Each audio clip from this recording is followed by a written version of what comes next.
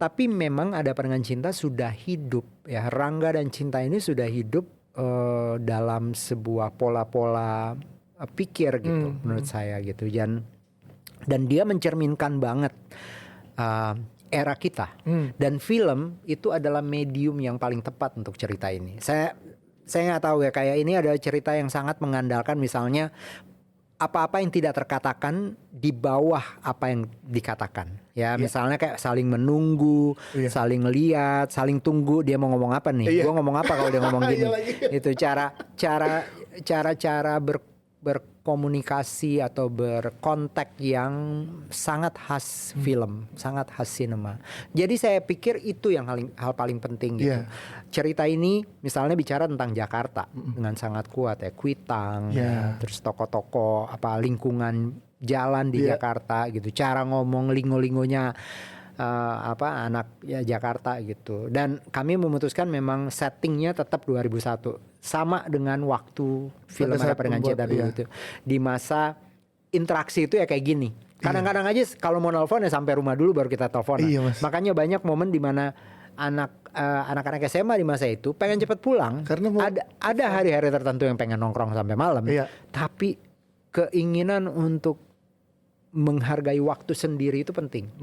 Kamar itu dijadikan kayak bunker yang semua hidup kita itu ingin kita ceritakan di kamar kita. Nah itu hal-hal demikian itu kita jaga betul, kita pahami betul gitu. Dan itulah yang membuat saya rasa membuat penonton bisa tetap terkoneksi dengan film ini. Audio on, camera and action. Assalamualaikum warahmatullahi wabarakatuh. Bersinema bersama Dias Danar di bulan ini spesial karena bulan ini full bersinema 4 episode spesial bersama dengan orang-orang hebat di belakang film Rangga Cinta. Aduh, gue jadi deg-degan sendiri. Dan dibuka episode pertamanya oleh sutradara Rangga Cinta, itu Mas Riri. Hai Mas Riri, apa kabar? Halo Dias. Riri? Nih teman-teman, terima kasih, kabar baik. Tangan masih basah karena kesempatan besar buat gue tadi dipersilahkan untuk melihat lebih dulu ya Mas ya. Thank you banget Mas, dan udah boleh mampir juga. Kita ngerecokin kantornya buat syuting kita. Hati-hati, itu ada peralatan latihan fisik. Iya, bener. Kalau salah pertanyaan ini nanti akan melayang. Enggak, disuruh ngangkat.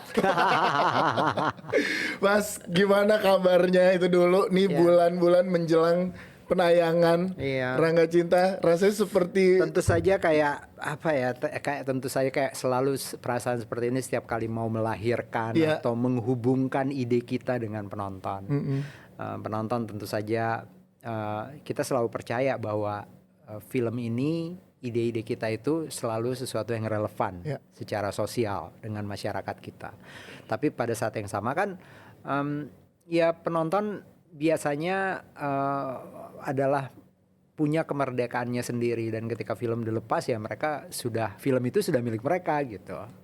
Jadi dalam 6 bulan kehidupan saya terakhir ini saya memiliki ini, saya pegangin tiap hari ya, tentu saya bersama produser, bersama Mira, bersama pemain-pemain, bersama editor gitu dan semua tim. Tapi sekarang ini hari-hari terakhir waktunya kita akan melepaskan gitu.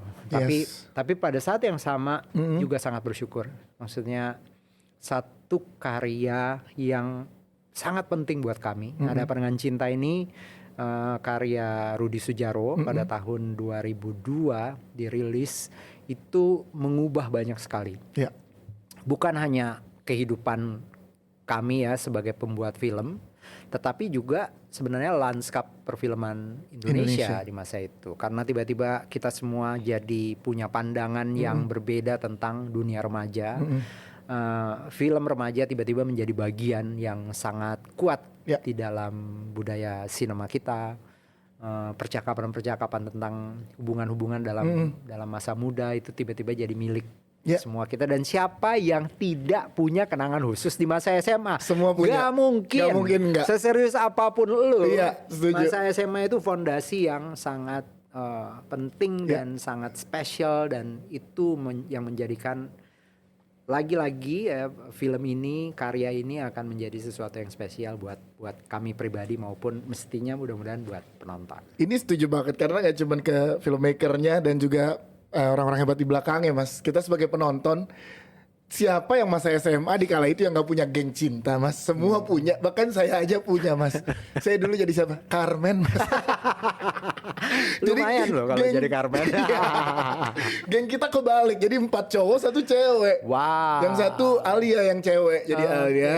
Yang 4 ini tetap jadi, saya jadi Carmen. Jadi dialog-dialog agak hafal gitu ya? Hafal banget Mas. Jadi hampir dan semua cowok-cowok rata-rata di momen itu ya jadi berpuisi. Ya kan, jadi mencoba untuk romantis baca buku. Yeah. Kuitang rame lagi. Saya rumah di Senen Mas, di Keramat Raya. Jadi akrab sekali dengan Kuitang. Ya, sekolah di area Keramat Raya.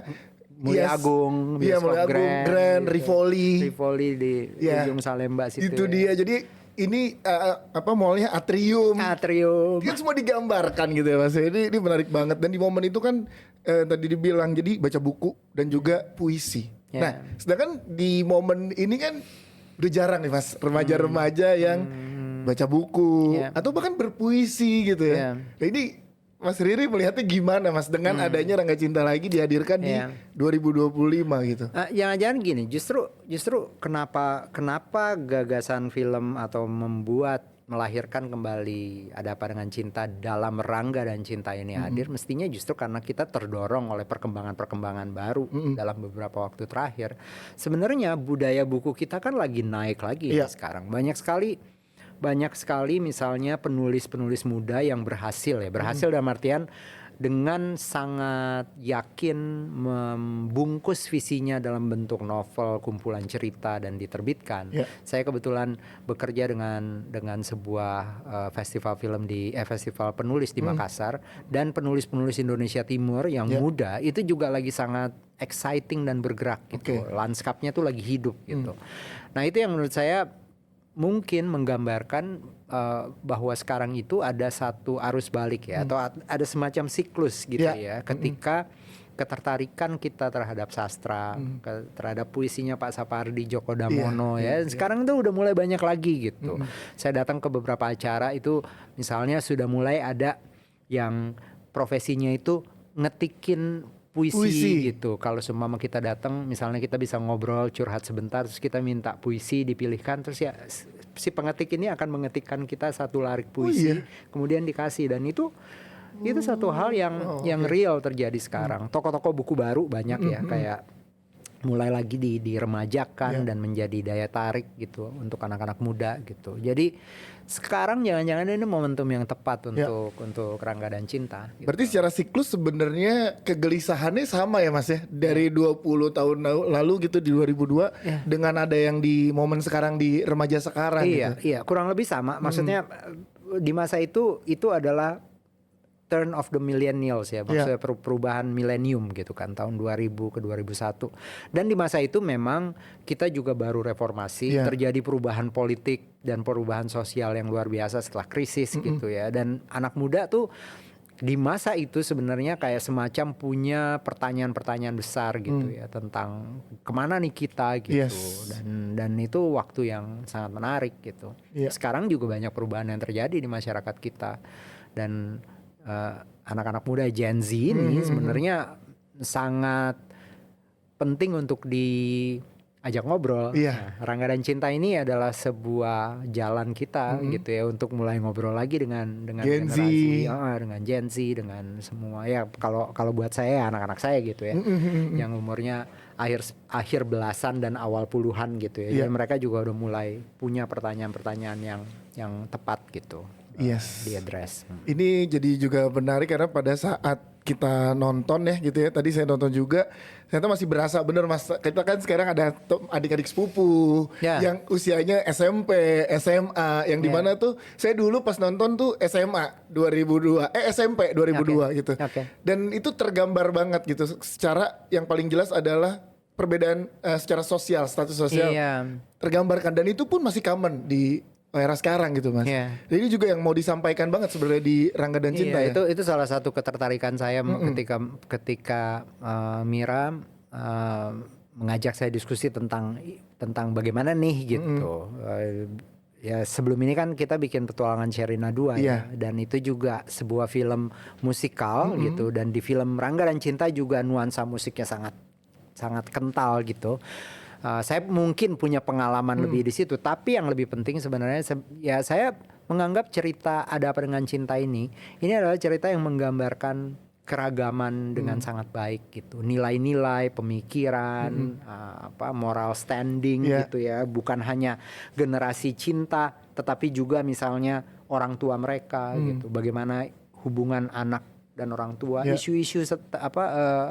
isu-isu parenting ya, menjadi orang tua itu juga tersentuh gitu di dalam cerita Ada Apa Dengan Cinta. Jadi ketika saya memutuskan untuk menyutradarai ini, saya merasa ini adalah peluang yang seperti biasa buat saya sangat menarik sebagai sutradara, karena kayak ya membuat film itu adalah sebuah upaya bukan hanya memotret gitu ya, tapi mencoba mencari lebih jauh gitu ya dari karakter, dari dunia ceritanya, apa yang kita bisa dapatkan gitu.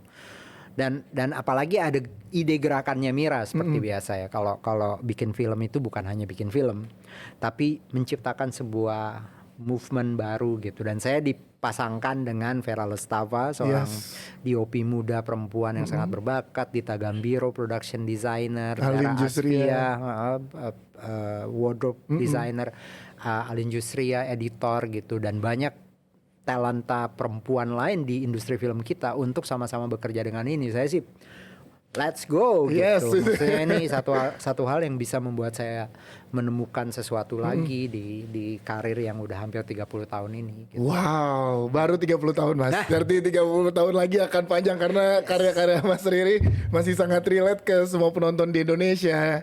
Buktinya tadi saya pas tadi preview Raka, tim dari Miles masuk pas saya lagi nangis. Itu rada malu sedikit kayak masuknya gak ada.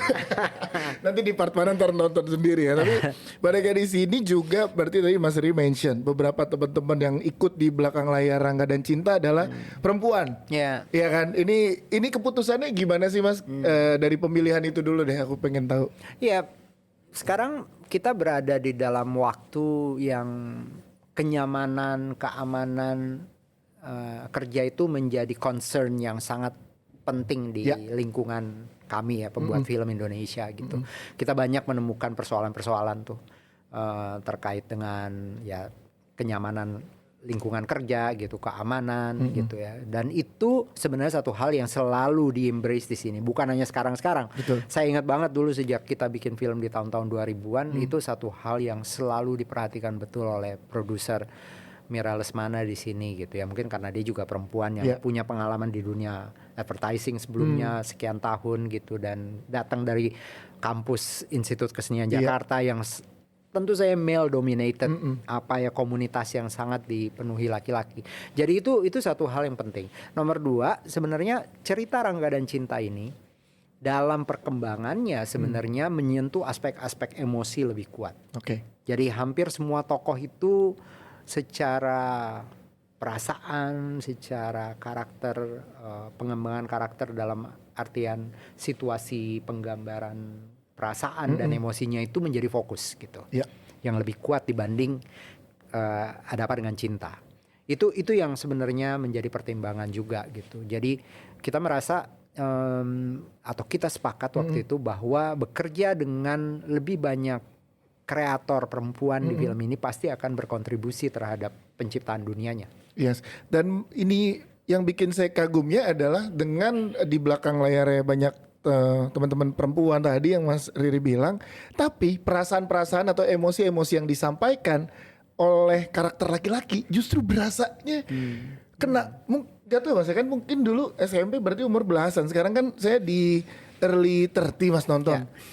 Tapi mengenai perasaan cowok nih, karakter Rangga dan Borne, itu kok berasa banget ya Mas ke saya sebagai penonton. Itu udah didesain dari awal sama Mas Riri? Tentu saja itu satu hal yang kita tentu saja bukan kayak didesain tetapi banyak hal ternyata yang menentukan proses bagaimana karakter itu terbentuk. antara lain tentu saya waktu kita casting siapa yang kita pilih. Kami banyak banget Dias yang diikut audisi, yang berproses bersama saya dalam proses audisi, dan saya harus terima kasih kepada banyak teman-teman ya yang bersedia datang berulang kali bekerja bersama saya dulu untuk menentukan komposisi, usia, sensibilitasnya, pola-pola mengartikulasikan perasaannya itu gitu. Nah, sampai akhirnya kami menemukan El Putra dan Raffi Sudirman. Misalnya nih contoh dua saja. Dan mereka dengan pengalaman mereka, pengalaman hidup mereka, ketertarikan mereka terhadap dunia yang mereka tekuni sebelum mereka masuk ke film ini itu sangat menentukan. Ikut memberi, saya ngobrol dalam semua proses reading, proses workshop, rehearsal gitu. Saya selalu mencoba menangkap mereka gitu ya, dan mereka sendiri yang berkontribusi juga gitu ya. Skrip di skenario tentu saja juga ini sudah terancang. Kalau di skrip memang ada rancangan tertentu yang bisa menggambarkan pengembangan tokoh gitu. Tapi bagaimana tokoh itu menjadi, peran pemainnya masing-masing, proses yang mereka jalani, dan siapa mereka aslinya di dunia mereka. In real life gitu ya Mas? Oke. Seperti El misalnya. Dia sebagai outsider mungkin ada hal yang pengalaman hidup dia yang nyaman untuk dia bawa karena dia satu-satunya yang bukan anak Jakarta di dalam lingkungan kerja kami ini gitu. Dia datang dari Makassar, dia tumbuh dan besar di Manokwari, Papua gitu. Dia tidak mengenal Hadapan Dengan Cinta. Sebelumnya dia nonton Hadapan Dengan Cinta itu sesaat setelah dia mulai akan dipanggil audisi ke Jakarta. Jadi dari Makassar dia akan terbang, di situ baru dia mulai mencoba paham ini apa, dan kemudian saya ketemu Niko, Mira ketemu, dan kita pelan-pelan aja satu persatu kayaknya bisa nih, tapi habis itu kita datang beberapa kali gitu, dan akhirnya ya terpilih. Ada sesuatu gitu yang disumbangkan oleh aktor. Dan itu jadinya terlihat nyata sih Mas. Jadi perjalanan panjang dalam pemilihan aktor ya. Saya ngerasain langsung kayak nggak pernah nyangka ada momen di mana malah dari Rangga yang membuat saya sangat tersentuh di Rangga dan Cinta kali ini. Saya bilang tadi kayak, wah deh, gimana ya mengungkapkannya setelah menonton gitu. Karena ternyata part yang nggak diduga Mas. Karena kan nonton berulang kali gitu, bahkan di rumah tuh istri saya suka bilang kalau kenapa sih nontonnya ADC mulu, yang satu yang dua diulang-ulang gitu di OTT gitu ya. Itu saya bilang di beberapa teman-teman di podcast saya juga, di bareng sama teman-teman podcast Ajur, pokoknya list pertama tuh ADC gitu, dan nggak menyangka ada momen-momen di mana yang masih membuat magis saya sebagai fans. Itu kan jadi kayak wow, gimana Mas ngobrolnya sama Mbak Mira pada saat itu? Karena penonton di usia saya banyak nih yang di 2002 tuh mendapatkan golden momentnya ADC pada saat itu, dan sekarang bertumbuh di usia 30-an, 20 akhir gitu kan. Gimana Mas supaya spark-spark itu tetap bisa berasa gitu? Iya, tentu saja ada hal yang kita sudah pahami betul. Sejujurnya saya tidak terlalu banyak nonton filmnya sebelum saya mulai proses gitu ya. Tahun 2016 tentu saja kesannya juga sangat kuat ketika kami mengerjakan Hadapan Dengan Cinta 2 dan diterima luar biasa oleh penonton gitu. Itu di mana-mana di sini setiap tahun tuh ada semacam anniversary gift yang dikirim fans gitu. Untuk mengingatkan kami akan dunia ini gitu ya, dunia cerita ini dan harapan-harapannya apa gitu. Nah, tapi sebenarnya saya tidak terlalu berupaya gitu ya untuk kembali menghafal-hafal apapun dari Hadapan Dengan Cinta yang saya tahu sudah nempel di perasaan saya. Saya maksudnya Nicholas Saputra itu teman dekat, sering banget main kesini, ada atau nggak ada apa project atau ngobrol gitu, main kartu, cerita-cerita, ketemu dimanapun. Dian juga begitu, Dian Sastrowardoyo juga teman yang baik, yang sangat menjaga ya kita pengen bermimpi lagi, ingin bekerja suatu hari bersama-sama. Tapi memang Hadapan Dengan Cinta sudah hidup ya, Rangga dan Cinta ini sudah hidup dalam sebuah pola-pola pikir gitu menurut saya gitu. Dan dia mencerminkan banget era kita. Dan film itu adalah medium yang paling tepat untuk cerita ini. Saya nggak tahu ya, kayak ini adalah cerita yang sangat mengandalkan misalnya apa-apa yang tidak terkatakan di bawah apa yang dikatakan ya, misalnya kayak saling menunggu, saling lihat, saling tunggu dia mau ngomong apa nih, gue ngomong apa kalau dia ngomong gini. Itu cara berkomunikasi atau berkontak yang sangat khas film, sangat khas sinema. Jadi saya pikir itu yang hal paling penting gitu.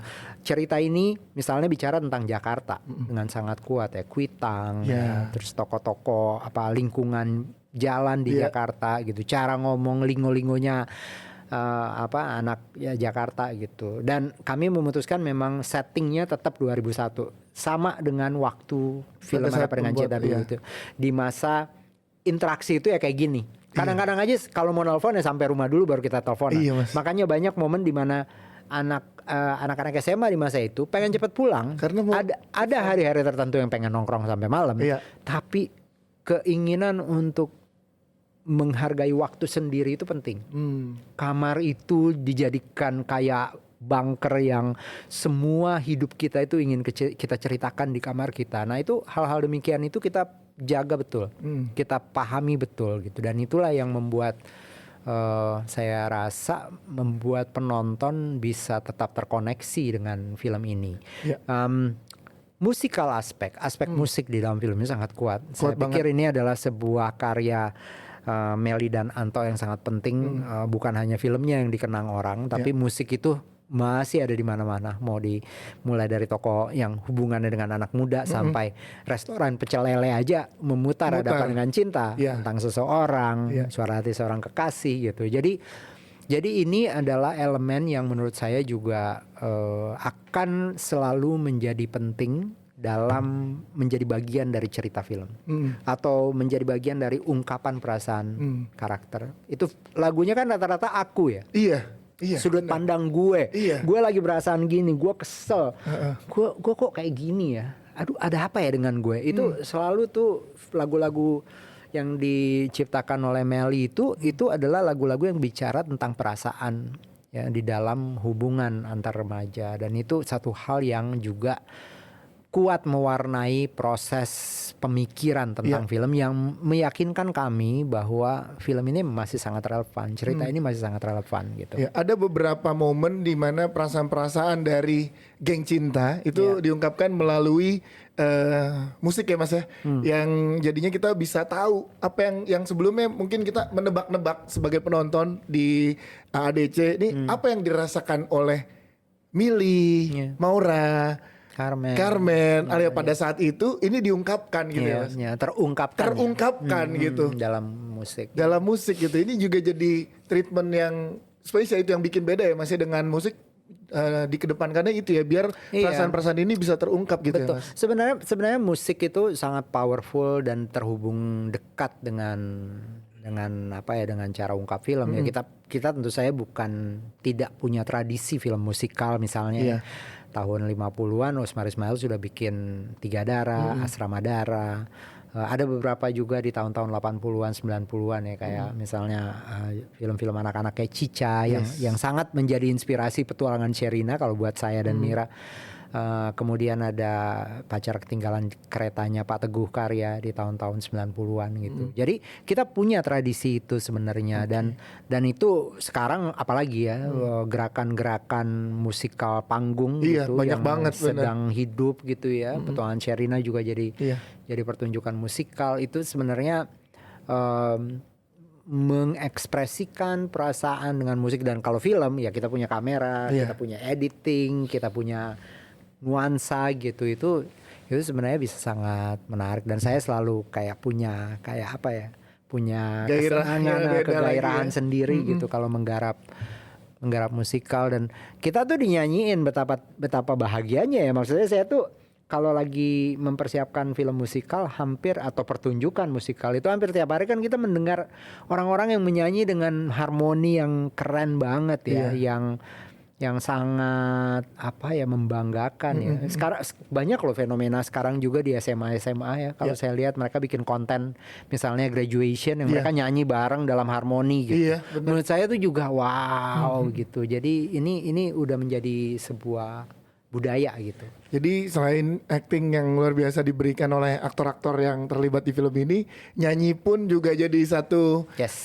syarat gitu Mas. Nah terus gimana sebagai sutradara memberikan, ini kan IP yang sangat luar biasa Mas, besar ya kan, ya, Ada Apa Dengan Cinta. Teman-teman cast ini kan juga bisa dibilang baru ada di industri perfilman secara total lah mungkin ya. Ada beberapa yang baru film pertama mungkin gitu. Ini gimana Mas Riri memberikan ke mereka supaya tidak, saya sebagai penonton aja ada beban Mas, sebagai penonton loh. Gimana mereka yang mendapatkan tanggung jawab gitu. Nah gimana Mas Riri nge-treatment para cast Mas? Jujur banget ya, saya nggak pernah tuh mikir kayak begitu. Nggak terlalu. Saya nggak terlalu ingin berpikir bahwa this is a big IP yang kita harus jaga. Karena sudah ada, saya menilainya udah lebih dari itu. Seperti saya bilang tadi, makna dari universe ini nih buat kami sendiri itu sangat penting. Ya tentu saja film in general, apapun yang kami lakukan. Tapi sebenarnya begini, ketika mereka datang, mereka punya ekspektasi. Jarang ya, mungkin di L itu kasus khusus ya. Tidak kenal Ada Apa Dengan Cinta. Karena mungkin ya dia hidup di dalam lingkungan sosial yang berbeda. Itu juga cerminan Indonesia lah. Kalau di Jawa aja sih apapun itu terpapar. Semua orang tahu terpapar. Tapi kalau di luar, di timur Indonesia apalagi itu something else. Nah, mereka ini semua tahu Ada Apa Dengan Cinta. Mereka semua datang. Ada banyak yang datang bahkan dengan modal kayak menghafal nafas-nafasnya apa gitu udah hafal banget gitu. Tapi pelan-pelan saya akan mengajak mereka untuk kembali dulu gitu. Kembali dulu, coba rasakan, coba kita baca satu persatu lagi, karena banyak perubahan-perubahan ya yang terjadi juga di skenario gitu yang membuat mereka harus paham betul ini bukan hanya sekedar repeat order gitu. Ini adalah sebuah tafsiran lain, dan saya selalu membayangkan kamu harus rasakan kamu sekarang hidup di mana dengan persoalan ini. Bagaimana kamu melihat ini? Bagaimana misalnya kamu kalau ada cowok kayak Borne di lingkungan kamu, ada nggak? Mereka masih bapak-bapak itu terjadi tuh percakapan gitu. Friendship, makna persahabatan gitu ya. Bagaimana mengungkapkan perasaan dan afeksi gitu, perasaan cinta gitu. Karena tentu saja 20 tahun yang lalu kita hidup di dalam ruang yang berbeda sama sekali ya. Cara-cara bersentuhan, boundary gitu ya, jarak antar kita gitu. Itu di masa lalu itu sepertinya tidak terlalu dipikirkan. Kalau untuk lingkup kita sekarang itu menjadi sangat penting, karena semakin kita dekat ya, sebenarnya pada saat yang sama menyadarkan bahwa kita nggak perlu deket-deket loh. Iya nggak? Iya betul Mas. Anak-anak sekarang tuh deket banget dia di sini. Tapi pada saat ketemu mereka sadar bahwa ya kita nggak perlu deket-deket. Kita bisa batasan gitu. Nah itu hal-hal demikian yang sebenarnya saya juga bikin aware dan sangat menarik sih, sangat menarik. Mereka juga semua nih seperti Daniela, Jasmine gitu yang menjadi Alia, Katiana yang menjadi Mili, kemudian Kiandra yang menjadi Mora. Mereka semua punya personality ya, kepribadian yang menurut saya sangat kuat. Mereka datang dari latar belakang yang tidak semuanya sama gitu ya. Latar belakang keluarga dan pengasuhan yang juga berbeda gitu, dan mereka menyumbangkan itu ke dalam peran. Saya pikir itu yang membentuk. Tidak ada bebannya. Nah, tentu saja media kemudian karena mereka sih kalau nyampe sini HP-nya semua harus di-store dulu gitu. Ditaruh dulu jangan. Kalau kita udah di dalam sini. Ada saat-saat di mana mereka sama sekali bahkan tidak kami encourage untuk membaca apapun tentang film ini gitu ya, karena liputan itu kita tidak dorong gitu sampai kenapa tidak boleh posting sama sekali. Kalau dia ingat kami mulai bekerja itu sekitar bulan Agustus September gitu. pengumuman casting aja itu kan baru Desember. Iya.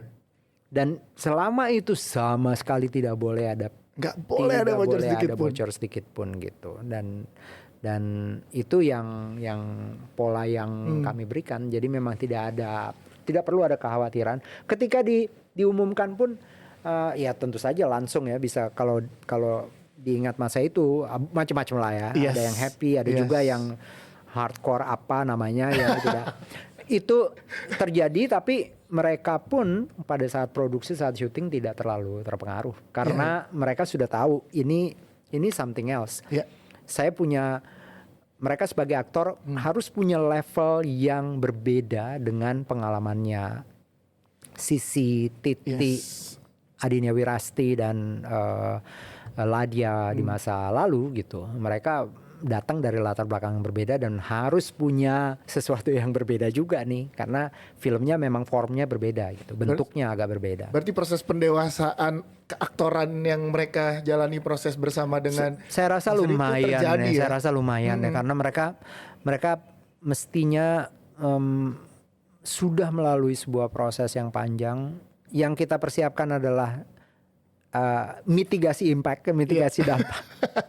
Gimana ya, apa aja gitu, dan tapi itu juga nggak terlalu dibicarakan kayak serius-serius banget gitu ya. Semuanya tentu saja seperti biasa film. Mas, berarti ini adalah proses terpanjangnya Mas Riri untuk develop sebuah project, atau sebelumnya ada yang lebih panjang dari Rangga dan Cinta ini, Mas? Dari mulai proses audisi yang kalau kita lihat pada saat preskon kan banyak banget yang di audisi itu, nih proses terpanjang atau?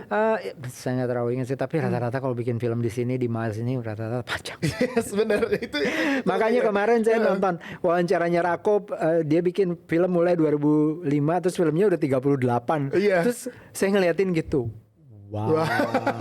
Gitu. Saya baru 18, ini film ke-18 kalau nggak salah. Selama 30 tahun hampir 30 ya. tahun. Berarti gitu. memang proses. Jadi memang rata-rata prosesnya panjang, bukan apa-apa. Sebenarnya juga bukan berarti ini kualitas film kami harus demikian, enggak juga sih, tapi memang dalam prosesnya biasanya saya dan Mira itu membutuhkan waktu untuk mengambil keputusan dan menentukan sudut-sudut pandang cerita dari setiap tokoh, termasuk juga bagaimana kami mempersiapkan penonton ya. Karena penonton itu kan punya begitu luas gitu, jadi memang biasanya butuh persiapan sendiri gitu. Oke, persiapan penonton nih jadi menarik, Mas, buat diperbincangkan ya. Karena based on pengalaman dengan banyaknya film yang dibuat, gimana Mas melihat sisi dari kesiapan penonton tuh, apa aspek yang Mas Riri yakini gitu untuk oke, penonton tuh kita persiapkan untuk ini, untuk ini tuh gimana, Mas? Saya rasa hampir semua film melakukannya, sadar atau enggak. Tapi tentu saja kita melakukan misalnya proses publikasi, proses promosi itu sekarang membuat film dalam 20 tahun terakhir saya rasa bertahap dan sangat strategik gitu ya. Mulai dari apa sih ini idenya gitu. Mulai dari misalnya memperkenalkan tokoh-tokoh, memperkenalkan imajinasi, menawar imajinasi penonton pertama dengan first look misalnya gitu. Itu kan satu hal yang adalah persiapan dari audiens. Kita sebagai penonton, sebagai pembuat film itu sebenarnya harus punya visi yang kuat. Kita harus punya ide yang milik kita banget gitu. Ini film gue gitu. Tapi biar bagaimanapun kita harus sadar bahwa siapa yang akan menerima atau mempersepsi konsep kita ini harus kita kenali betul.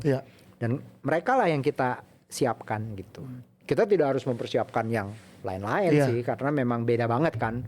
Ketika kita bikin film dengan genre ini, dengan tokoh seperti ini, dunia cerita seperti ini, yang mungkin kita menggarap yang ini, tapi untuk negeri seperti Indonesia itu luas sekali kemungkinannya. Walaupun cuma segini nih usia, kelas ekonomi mungkin segini, tapi sebenarnya mereka tuh banyak banget, dan ketertarikan mereka terhadap dunia cerita itu bisa betul-betul mendalam, dan mereka bisa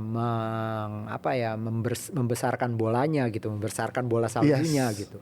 Itu kalau yang selalu tidak pernah satupun film yang tidak melakukan itu dalam pengalaman saya 25 tahun lebih ya. Jadi memang ada sebenarnya arah-arah ke sana memang udah melakukan ya Mas. Harus selalu segimana kita tahu visinya, tinggal path untuk ke tempat itu gimana ya. Betul. Mas, dari sisi cinta kita udah banyak dibicarakan, dari lihat perspektifnya cinta sebagai seorang anak, sebagai seorang sahabat gitu.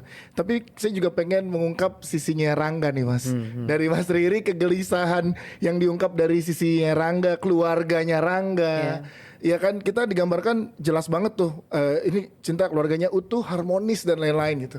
Sedangkan Rangga enggak, tapi di Rangga dan Cinta ini dapat porsi sehingga kita bisa merasakan emosi yang dirasakan Rangga, Mas.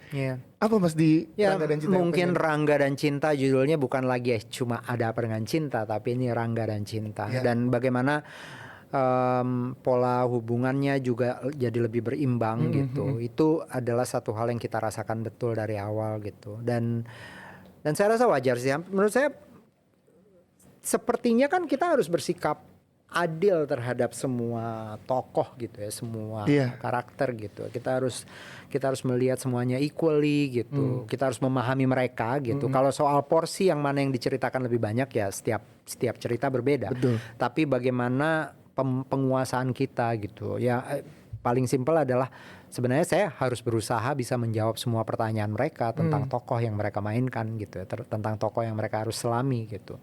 Dan ini anak-anak muda yang menurut saya rata-rata sangat cerdas gitu. Mereka apapun, kenapa mereka duduk, kenapa mereka memilih sudut tertentu di dalam ruang mereka gitu ya. Setiap kali itu pasti dipengaruhi oleh banyak hal. Nah itu yang kita diskusikan dari waktu ke waktu. Bukan hanya di sini gue ngapain, di sini gue ngapain. Nunggu doang arahan ya. Tapi kami bersama-sama selalu membicarakan latar cerita, latar tokoh, sehingga tidak perlu lagi ada detail-detail misalnya cara bergerak dari sana ke sini, apa yang dilihat ketika mereka duduk, bagaimana mereka bereaksi terhadap sahabatnya. Itu nggak perlu lagi saya arahkan dengan detail. Lalu nanti lihat ke sini di menit sekian mereka punya semuanya sendiri.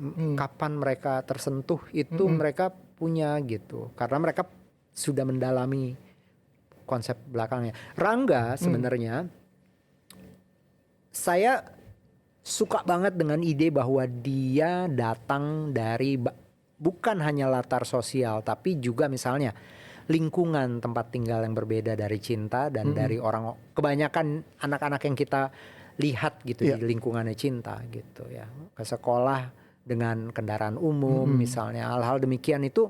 Saya bayang sehingga dia bisa cerita, gue kemarin habis begini turun bis kemudian gue tawuran. Itu sebenarnya adalah penggambaran yang sangat menggelitik saya selalu gitu, bahwa kita bisa belajar banyak banget dari interaksi kita dengan manusia. Kemana-mana, kalau datang ke sebuah kota, saya suka jalan kaki, saya suka ke pasar. Kenapa? Disitulah saya bisa belajar tentang manusia. Bukan cuma belajar ya, jadi pembuat film, mengerti cahaya, mengerti pola-pola gerak manusia, mengerti posisi-posisi dalam sebuah strata sosial gitu. Itu penting sih buat saya sebagai sutradara film untuk pahami. Ketika saya menulis skenario, ketika saya mulai membuat peristiwa gitu ya, ngobrol dengan DOP, setinggi apa nih kameranya atau sedekat apa, gerakannya seperti apa, nuansa pencahayaannya segelap apa, seterang apa, itu semua terjadi karena pengamatan gitu. Nah begitu juga ketika menciptakan lingkungan Rangga ini gitu. Kita tuh selalu sangat tertarik gitu menciptakan map geografisnya antara rumah ke sekolah gitu. Cinta tuh tinggalnya kira-kira di daerah mana ya, Rangga kira-kira di daerah mana ya? Kok mereka bisa ke Kuitang ya gitu. Terus habis itu ke tempatnya Sabang tuh kayak Rama tuh ada di mana gitu ya, terus ngelewatin lingkungan seperti apa.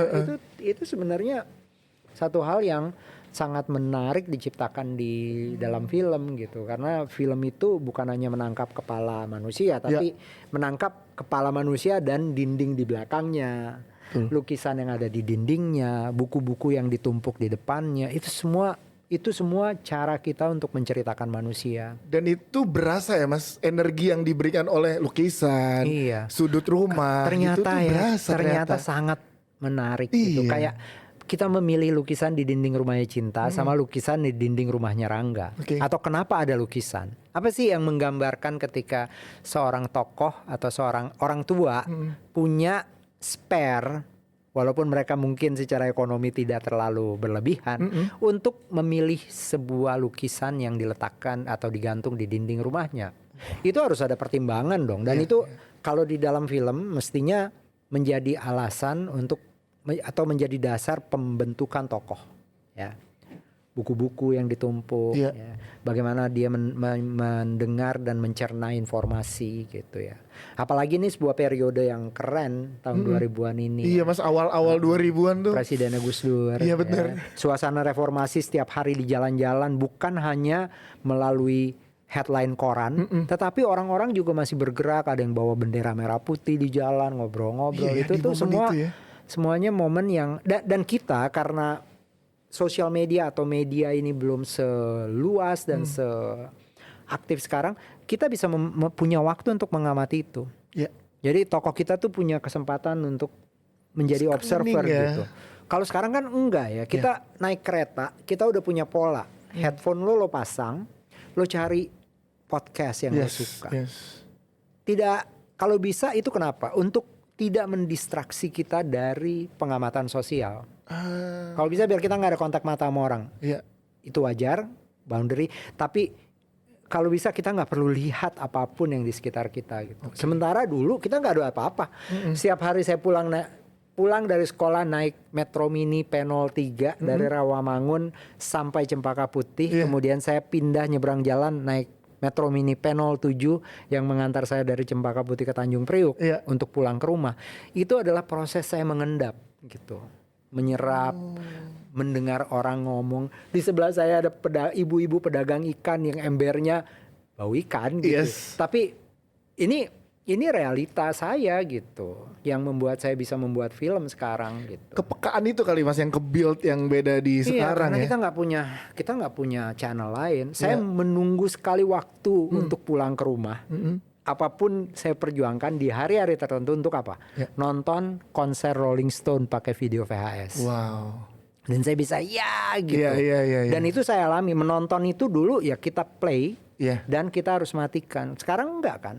Sekarang ya mereka play dan dia kadang-kadang kita lepas musiknya nyala sendiri atau apa. Kitanya sambil dan nggak akan rusak juga barangnya kalau. Tapi dulu kalau kita nggak aware untuk matiin kaset atau apa itu kan semua hilang gitu. Nah itu ceritanya eranya Rangga dan Cinta. Dimana kita bisa lebih mindful, kita bisa dan saya sih merasa jangan-jangan generasi sekarang sedang mencari itu. Sedang mencari itu. Mereka ingin mencoba menemukan lagi keberadaan mereka dimanapun gitu. Makanya mudah-mudahan ya konser mulai rame lagi. Rame banget, betul. Mereka ikut menyanyi gitu. Mereka menjadi bagian dari komunitas-komunitas gitu ya. Dimanapun, di Palu, di Makassar, di Kupang. Community lagi bergerak banget ya Mas ya di Manggarai gitu. Itu mereka bikin kegiatan-kegiatan yang mulai menghidupkan lagi interaksi-interaksi langsung ya di dalam kehidupan mereka. Mas Edi sedikit tadi dari perbincangan kita masalah tentang manusia yang bersosialisasi di momen awal-awal 2000-an itu Mas. Di mana juga Mas Riri kan berkuliah di Inggris ya kan Mas. Ada kebiasaan di mana teman-teman di sana tuh setelah pulang kerja tuh kan ngumpul Mas di satu bar dan ngobrol. Ya kan itu kan terjadinya sampai sekarang Mas. Jadi di beberapa bulan lalu saya kesana ternyata tradisi itu masih terjaga Mas. Dan ngobrol pulang kerja tanpa handphone 3 jam itu terjadi Mas. Apa yang bikin beda ya dari kebiasaan di sana bisa kejaga, di sini bergeser. Makanya fenomena yang tadi Mas Riri bilang di Rangga dan Cinta, jadi mungkin anak-anak sekarang sebenarnya mencari koneksi itu gitu. Betul. Saya pikir ya itu otomatis akan ada semacam siklus yang membuat kita akan mencari itu lagi. Ya benar. Plus ya tentu saja situasi-situasi lain ya, krisis-krisis kali ya. Kalau ketika ekonomi sedang menuntut kita untuk lebih banyak berinteraksi. ya ada saatnya yang kita bisa banget sendiri-sendiri aja gitu. Tapi ada saat-saat yang kita butuh sama-sama bertemu gitu. Wow. Dan film sebenarnya bisa banget tuh menjadi media itu yang menjadi media itu. Yes. Karena kan yang kita tadi sempat bahas, Ada Apa Dengan Cinta di 2002 lahir pada saat remaja, habis itu berubah mas, pola sudut pandang, pola pergerakan gitu ya, secara bersosialisasi itu tuh berubah gitu mas, sampai kayak ini nih penanda zaman gitu. Yes, era gue punya AADC gitu loh. Nah Gen Z sekarang tuh harus happy karena punya Rangga dan Cinta. Itu kan yang jadi kayak, karena setiap kayaknya mungkin 10 tahun kali mas, tiap 10 tahun harus punya film yang penanda. Nih zaman film era gue nih. Ada kebanggaan itu, maksudnya masih bangga dengan apa ya yang lo favoritin. Ya Ada Apa Dengan Cinta karena itu ngebedain sudut pandang, tahu gimana strata sosial dalam lingkup sekolah seperti apa. Apalagi kan kalau misalkan digambarkannya sekolah itu dengan banyak strata sosial kan itu jadi lebih peka dan lain-lain gitu. Nah menariknya juga masalah Rangga, makanya saya kulik lagi nih Rangga. Di Rangga dan Cinta ada nggak kaitannya Rangga ini dengan treatment musikal di kali ini? Akhirnya sisi apa ya bahasanya? Sisi sensitifnya Rangga tuh jadi lebih berasa. Muncul. Ya otomatis ya. El Putra itu pernah bilang bahwa yang paling nyaman itu buat dia adalah menyanyi. Menyanyi itu adalah sebuah posisi atau sebuah apa ya momen yang buat dia itu membuat dia paling nyaman. Dan ini menarik banget gitu. Saya pikir generasi sekarang banyak sekali penyanyi cowok yang bisa sangat soulful gitu ya. Ya maksudnya kayak sekarang kita punya Sal Priadi ya. Kita punya Hindia misalnya ya. Teman-teman itu rata-rata bisa banget mengartikulasikan perasaan kemarahan, kegelisahan dengan sangat penuh gitu ya. Nah, itu yang sebenarnya saya pikir sangat inspiring dan mungkin generasinya mereka sekarang ini itu menikmati itu. Mereka bisa banget gitu mencari momen itu dan di cerita ini Rangga tidak berubah secara karakter latar belakangnya, tetapi El Putra memberikan film ini kepekaannya, rasa keterasingannya yang mungkin berbeda juga dengan Niko dulu ya. Kalau Nicholas Saputra dulu kan anak Jakarta. Sekolahnya Jakarta Timur gitu ya, keras gitu ya, dan kompetitif banget kan dia dulu gitu. Saya pikir El nih berasal dari tempat yang lain sama sekali, datang dari keluarga yang juga berbeda dengan pola pengasuhannya Nicholas Saputra di masa lalu. Jadi dia membawa dirinya gitu, dan film ini kan banyak sekali artikulasi perasaan lewat musik. Jadi itu ya kayak mengikis bagian yang lain dari kalbunya dia sehingga nyaman banget dia gitu kelihatan gitu. Dan saya kalau menonton dia perform gitu ya, atau menggambarkan emosinya gitu di dalam film ini, saya sering tersentuh gitu. Banyak banget yang saya bisa relate gitu dengan itu gitu. Ya untungnya kita sebagai sutradara itu apa? Kita adalah penonton pertama dari performance-nya atau penampilannya seorang aktor ya.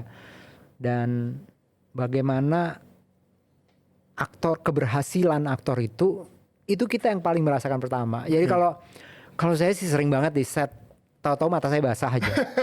Karena situasi bagaimana pemain-pemain itu bisa berkontribusi gitu ya dalam penciptaan tokoh, di dalam menggambarkan perasaan dari sebuah peristiwa gitu. Itu sih. Makanya tadi Mas Riri sempat nanya kan gitu ya. Ini gini, pasti kita sebagai penonton pasti ada momen di mana kayaknya membandingkan, tidak akan lepas dari hal itu ya Mas. Itu harus sudah, ya udah itu terjadi di masyarakat sekarang saat belum nonton, ya kan? Nah, setelah menonton tadi Mas Riri sempat nanya, di menit berapa lo Nah, tadi setelah Mas Riri menjelaskan tentang gimana El berproses, berangkat dari mana, dengan dia belum tahu ADC sebelum dia berkontak dengan teman-teman dari Miles gitu. Saya bilang tadi, kok enggak ya Mas? gitu ya. Secara itu kan nggak didesain, secara saya sebagai penonton nggak ada rasa membandingkan akhirnya gitu, karena memang saat nonton udah terbawa dan percaya di era momen ini ya Lea sebagai Cinta, El sebagai Rangga. Jadi nggak ada rasa kayak oh nih kalau Niko jadi gini nih, kalau El enggak. Jadi nggak gitu. Mungkin karena tadi latar belakang yang dibawa oleh dua aktor hebat ini beda-beda itu ya Mas yang mempengaruhi ya. Mereka pasti datang dari seorang anak berusia 19-20 tahun sudah punya begitu banyak pengalaman ya. Kita harus percaya loh itu. Saya kadang-kadang sulit menjudge generasi gitu atau menganggap semuanya stereotypical gitu ya. Karena apa? Karena kita semua mengalami sendiri kok. Waktu SMA itu kita jatuh cinta, putus cinta, kita kehilangan teman, kita kehilangan orientasi. Mungkin kita tenggelam dalam sebuah kemarahan gitu ya, sampai suka berantem gitu setiap minggu ada aja kejadian gitu. Menemukan diri kita gitu ya, karena antara lain kita pasti kalau anak-anak angkatan saya 80-an itu sekolahan itu apa sih gitu. Maksudnya ini tiap hari kita dipapar dengan segala sesuatu yang sudah ditulis gitu ya. Kemudian kita hanya mendengar dan mencerna, habis itu kita cari kesempatan untuk keluar dan main. Dulu Senin sampai Sabtu lagi Mas ya. Ternyata masa SMA itu adalah masalah main. Main itu belajar pun main. Kita nggak sadar makna dari proses interaksi kita sama guru itu. Itu kayak permainan, kayak sesuatu yang mereka membuat role play, kapan kita harus serius, kapan kita harus bisa bercanda. Itu yang penting.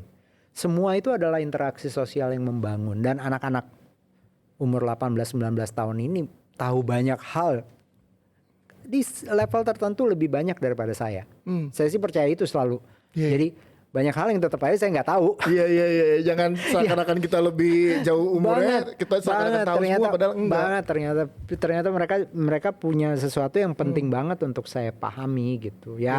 Tidak semuanya cocok ya, karena kita kan juga kadang-kadang kita butuh. Betul. Kita tuh energinya ya di umur-umur yang kadang-kadang udah butuh agak mundur sedikit, butuh waktu hening. Gimana sih gitu kalau teman-teman, kalau mereka nih rata-rata energinya sangat tinggi dan banyak banget yang mereka mau share gitu setiap kali mereka ketemu gitu. Tapi ya itulah gitu. Saya juga waktu SMA gitu sih soalnya. Ada gambarannya juga ya Mas di sini ya.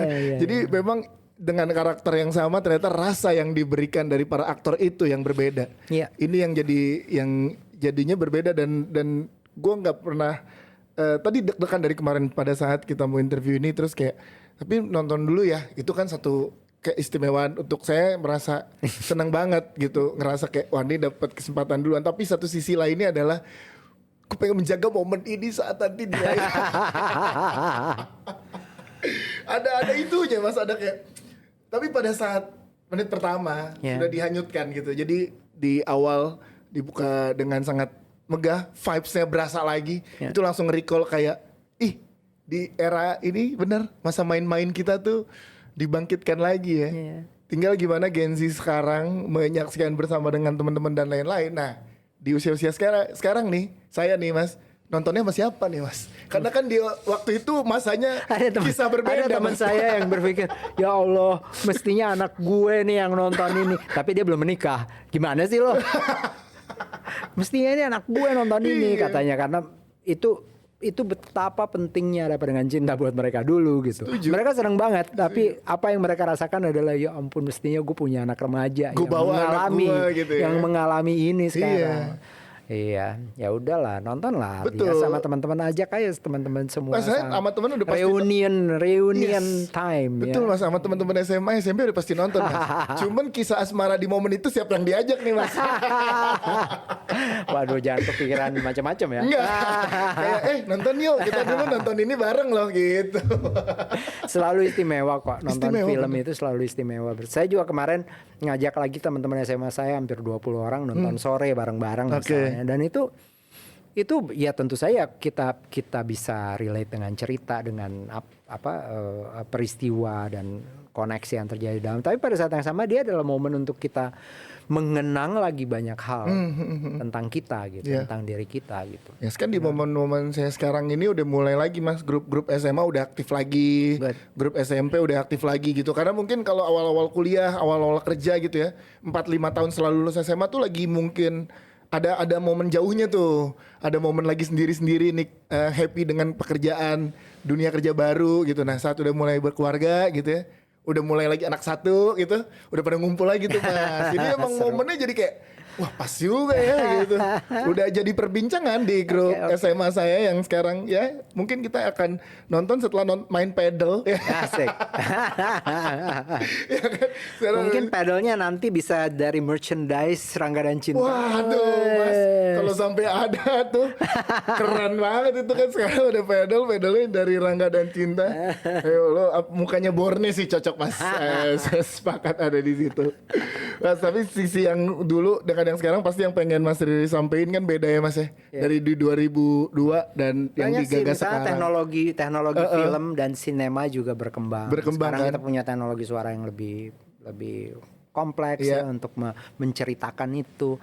Kemudian ya kamera juga saya bekerja dengan sinematografer perempuan yang sangat berbakat, Vera Lestava yang bikin set di Tagambiro yang sudah punya banyak sekali pengalaman bikin film-film bagus walaupun ternyata umurnya rata-rata tuh 2 dekade di bawah saya gitu. Tapi mereka semua tuh kayak bisa banget contribute dan memberikan banyak sekali pemikiran-pemikiran baru gitu di dalam universe cerita ini gitu. Yang buat saya itu sangat istimewa gitu. Jadi ya kayak menciptakan gambar juga. Saya pikir ya dulu sih kita kerja masih analog ya Des, pakai film celluloid 35 mili. Ya Roy Lolang sama Rudi Sujarwo. Ya saya juga masih pakai film sampai bikin Sang Pemimpi tahun 2009. Sekarang ya udah era baru. Betul. Kemungkinannya tapi saya tuh sama Vera selalu diskusi sama Dita karena kita mau menggambarkan sebuah era. Apa nih device kita nih? Apa yang kita lakukan?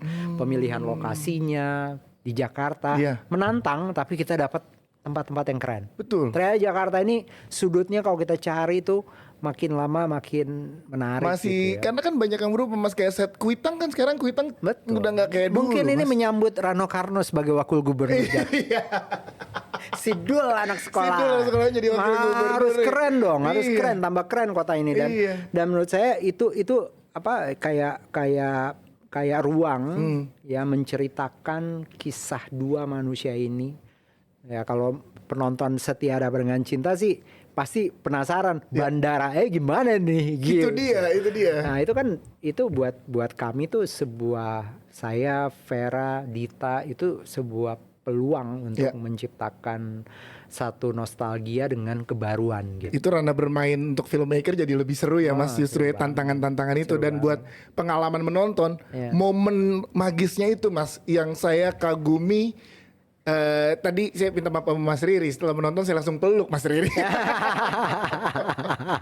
Karena kekagumannya akhirnya rasa itu muncul lagi di momen saya magis golden moment saat AADC, tapi malah ditambah, malah ada nilai lebih yang diberikan di sini saat kita mengalami momen-momen yang pasti gini, satu film AADC itu banyak momen-momen magis yang dirasakan oleh tiap penontonnya. Dan di tiap momen itu tetap berasa magisnya, bahkan ditambah momen-momen magis. Belum tentu sama. Tapi ada yang di sini tuh batin lo gusar gitu untuk. Iya dan ya itu dia ya sebagai orang yang beruntung nggak tahu gimana caranya terus saya menyutradarai ini. Saya merasa ini adalah sebuah momen yang khusus banget gitu. Tahun ini tahun yang penting gitu dan kita bisa bicara tentang Indonesia melalui mata remaja. Remaja itu penting banget gitu. Saya pikir kita perlu cerita remaja dari Aceh, dari Padang, dari Lampung, Palembang, terus sampai ke dari Sorong, Papua, Merauke gitu. Kita perlu tuh dan mereka. Betul, karena remaja itu masa depan yang penting ya. Itu critical, waktu yang kritis gitu ya. Pilihan mereka mau menjadi apa, atau pilihan mereka untuk menjadi berada di posisi mana di dalam kehidupan. Iya lagi. Dan itu penting banget tuh. Betul. Sekarang tidak semua lo harus jadi orang yang masuk internet tiap hari kok. Lo bisa jadi orang yang specialized di satu bidang dan canggih banget, dan sekarang siapapun bisa hidup dari situ. Ya bayangkan 20 tahun lebih yang lalu mana kepikiran ada barista kelas dunia misalnya. Iya gak sih? Iya benar Mas. Orang mereka yang berkecimpung, maksudnya yang kerjaannya apa, kerjaan lo apa? Lari maksudnya gimana? Iya, gue hidup dari lari. Setuju Mas. Gue lari untuk jadi atlet lari, gue bikin konten saat gue lari, gue jadi MC di acara lari. Brand ambassador sebuah brand untuk lari. Gue itu semua tuh terdefinisikannya di usia-usia 16, 17, 18, 19 gitu. Yang digambarkan di Rangga dan Cinta ini. Makanya pengambilan keputusan itu di momen ini ya Mas sebenarnya. Iya, betul. Pengambilan keputusan kita. Dan saya beruntung ya kayak sekarang nih Katiana, Daniela, Kiandra, Jasmine, Lea dan El, ya Raffi juga dan ada Rafli. Mereka semua tuh orang yang dengan berada di dalam posisi itu dan cukup gembira menjalaninya gitu. Mereka latar belakang mereka lain-lain, tapi mereka punya kegembiraan untuk membicarakan gue mau ngapain. Kayaknya gue pengen ambil ini deh, kayaknya gue musik aja deh atau apa. Itu sangat insightful, sangat mencerahkan. Ya posisi-posisi ini memang yang akan menjadi masa depan 10-20 tahun lagi. Dengan penandanya adalah Rangga dan Cinta. Ya tadi Nicholas Saputra sekarang. Itu dia Dian Sastrowardoyo kan. Iya, bukan Mas. cuma aktor loh mereka tuh kayak penggerak gitu. Betul. Mereka tuh punya dampak yang penting gitu. Ya dulu mereka anak SMA 8 sama lulusan sebuah SMA dan masih mencari juga gitu. Kita mesti berharap.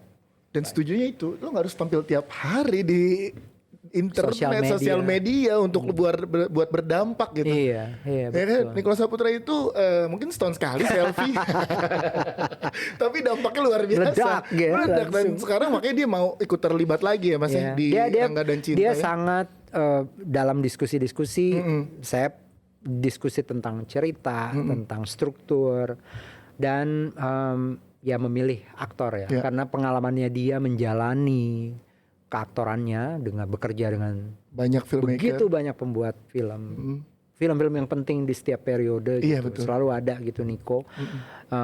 Dia punya lah. Dan bersama Mas Riri, bersamanya ya kan, bareng sama Mas Riri. Jadi 3 Hari Untuk Selamanya. 3 Hari Untuk Selamanya, Mas. Sekarang banyak, jadi ada 2 film yang kita nih anak-anak sekarang. Gue mungkin kan pendengar podcastku juga Gen Z nih banyak Mas.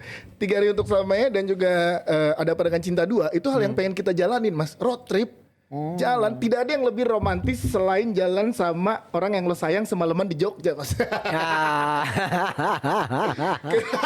Jadi kayak semalaman gitu, udah nggak berdua aja gitu, nggak ada momen-momen apa gitu, ngobrol ngalur ngidul, lihat sunrise, ya kan, naik mobil dari satu titik ke titik lain barengan. Itu kan momen interaksi yang nggak bisa digantikan dengan ngechat Mas di sosial media. Mestinya ya. Dan thank you sekali lagi Mas Riri, jadi episode pembuka spesial Bersinema bersama Rangga dan Cinta ya. Jadi ini Bersinema dengan Cinta kita di bulan ini. Sinema. Ini waktu itu sempet nanya sebelum program ini mulai Mas ya, Mas saya mau bikin podcast ngobrolin film, tapi kan saya gila banget nge-MC nggak mungkin nge-review. Lo itu orang yang paling punya semuanya, interaksi dengan banyak sekali komunitas, dengan sutradara, dengan peristiwa-peristiwa di dunia film yang pasti banyak banget yang kita nggak tahu sebenarnya. Dia tahu tuh kejadiannya kayak apa tuh di belakang layarnya. Jadi seneng banget gue. Maksudnya pertemuan ini, terus ya mudah-mudahan lebih banyak lagi pembuat film yang bisa datang ke sini dan bercerita. Amin. Aktor, orang-orang yang berkecimpung di dunia ini bisa keren. Thank you Mas Riri. Ya, sampai ketemu di bioskop. Kita setelah episode Mas Riri 2 Oktober di bioskop. Setelah episode Mas Riri, episode berikutnya kita datangkan langsung nanti L. Iya, episode kedua aja L. Habis L baru kita ke Mbak Mira dulu. Habis Mbak Mira baru Cinta. Itu dia. Jadi udah dibocorin dari sekarang deh. Habis Cinta mungkin nanti geng cinta. Gak apa-apa mas, saya 3 bulan ADC semua boleh. Saya happy. Sayanya seneng ya.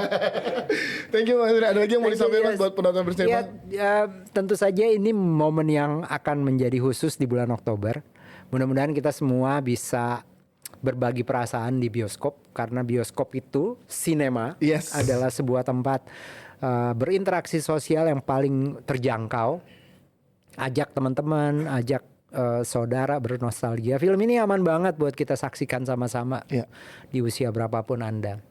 Oke, thank you sekali lagi teman-teman. Terima kasih sudah menonton episode ini ya, dan juga jangan lupa pokoknya episode ini tuh spesial ada di Spotify, terus kemudian di YouTube juga. Pokoknya lo dengerin full dah semuanya.